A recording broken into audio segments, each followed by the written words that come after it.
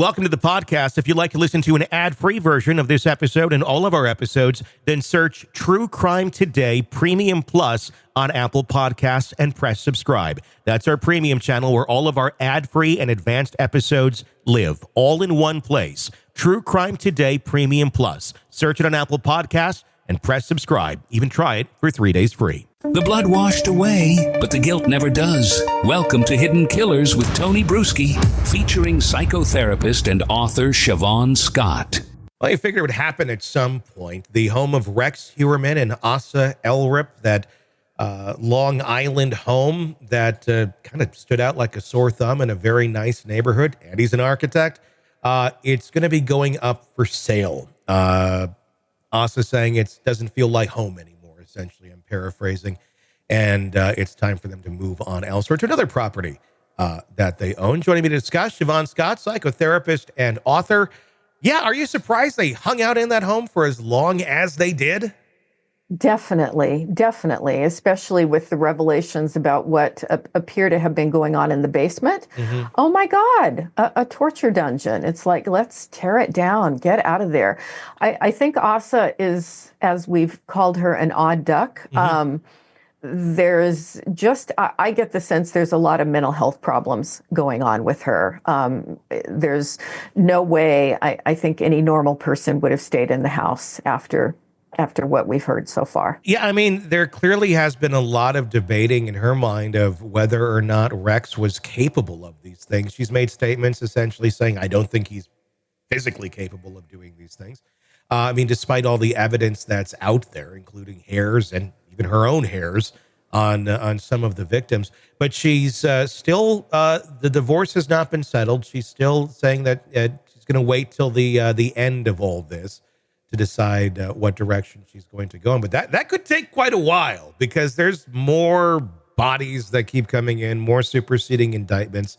Trial, I believe, is set for this next year, but who I highly doubt we're going to even see it this next year. But she's got that documentary also going on that's following her around, the 50 Cent one with G Unit Productions, which is going to be very fascinating when it actually does come out. Why? I guess why still stick with someone when you have this level of overwhelming evidence against him? I mean, is this for posterity? Is this for the documentary? Is this love?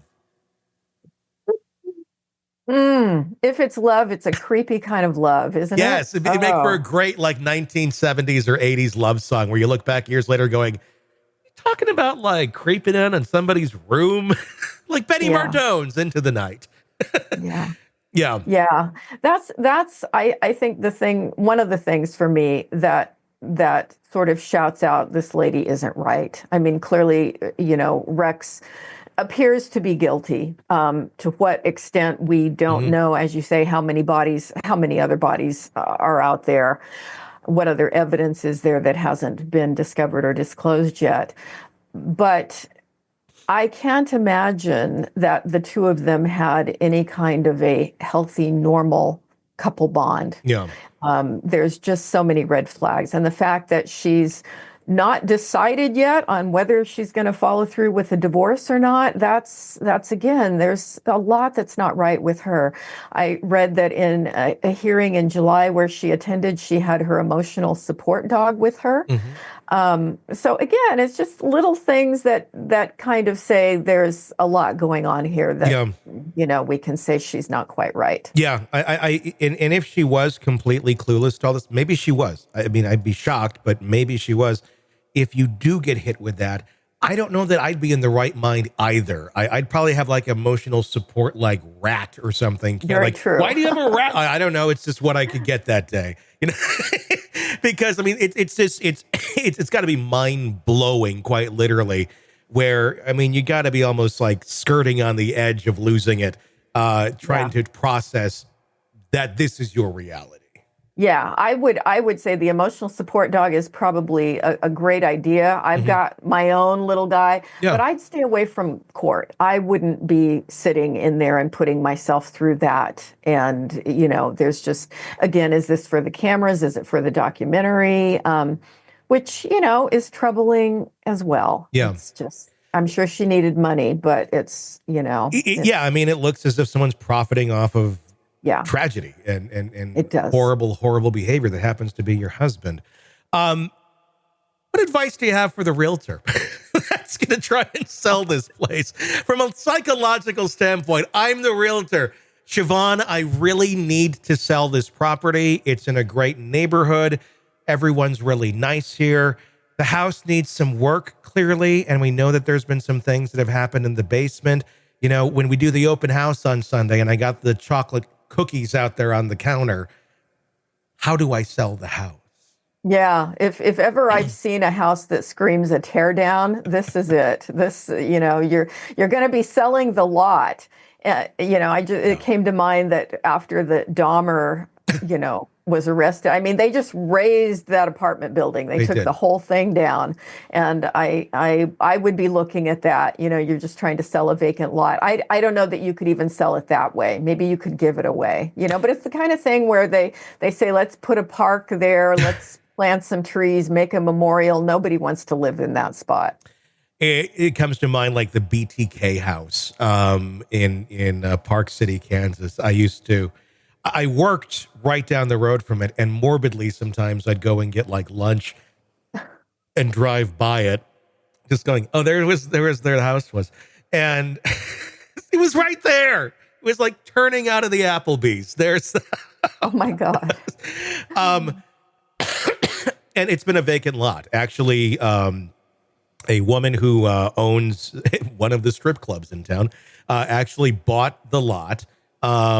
And she's a big advocate for women's rights and all that. And just was like, nobody's going to have to live here. I'm just going to buy this. I got the money, tore the house down, and it just sits as a park, quote unquote, until some, sheriff with a big hat in another state starts digging it up, like happened last year. It just kind of became a place of, respite. We knew it was there. It's a weird thing that it's in the middle of this neighborhood. But then you have places like the Menendez brothers' house. It's still it's a little more upper class home than I would say Rex Heuermann's, but it's still lived in. There's plenty of other places. There's plenty of actually homes, not that in Wichita, not that BTK lived in, but where he committed the murders that are still standing and people are living in. Most of them are still standing. So some are able to go into properties like that and say, it's a good deal. Remember Amityville? I mean, it happened there too. Is this something, what do you say to someone who wants to go live in a place like this, who's not necessarily going in for the morbid value, but just like, whatever, it's in the past, none of that affects me.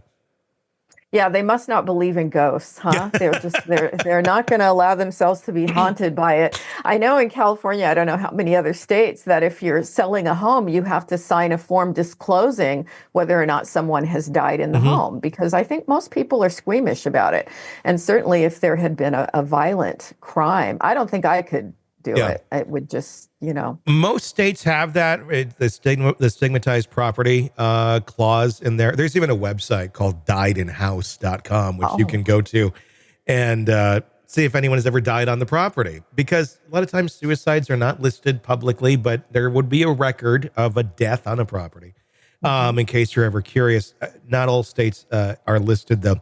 But that's an interesting thing, because I think, you go into a place like that, and some will say, I'm not trying to get all ghostly here, but the energy of a place like that, or if in fact he did, and we don't know for sure, but that's the allegations, that he tortured people in the basement. Whether you know about that or not, I don't know. I mean, I kind of believe some energy sticks around. If you did something that horrible in a home, maybe you can clean it up as much as you want, and you still might have something. I'm not saying ghosts, but it's not exactly a place I'd want to raise my family. Yeah, and there's certainly, can't speak to the supernatural at all, but there certainly are places where you go that have a creepy vibe. Yeah. And I think if I even knew that a murder had happened in a dwelling, that sense of a creepy vibe would stick with me. Yeah. And wouldn't be my choice. It's not the most welcoming, especially like if you're a single person or something. Hey, want to come over for dinner? Isn't this the Heuermann? It is the Heuermann house, actually. we're going to actually be eating down in the dungeon tonight. And then lots of sage. Lots of sage. Welcome to the podcast. If you'd like to listen to an ad-free version of this episode and all of our episodes, then search True Crime Today Premium Plus on Apple Podcasts and press subscribe. That's our premium channel where all of our ad-free and advanced episodes live, all in one place. True Crime Today Premium Plus. Search it on Apple Podcasts and press subscribe. Even try it for 3 days free. You're neck deep in a dark, twisted tale, and just as the tension peaks, bam, a commercial about some miracle diet pill breaks the spell. It's like finding a fly in your soup after the first bite. But here's the fix. True Crime Today Premium Plus on Apple Podcasts. You get to enjoy your crime stories without the junk. Ad-free episodes, extended interviews that go beyond the surface, and early access to all the gruesome details. It's like swapping out a can of cheap beer for a glass of fine whiskey. So search for True Crime Today Premium Plus on Apple Podcasts. Subscribe and keep the darkness flowing uninterrupted.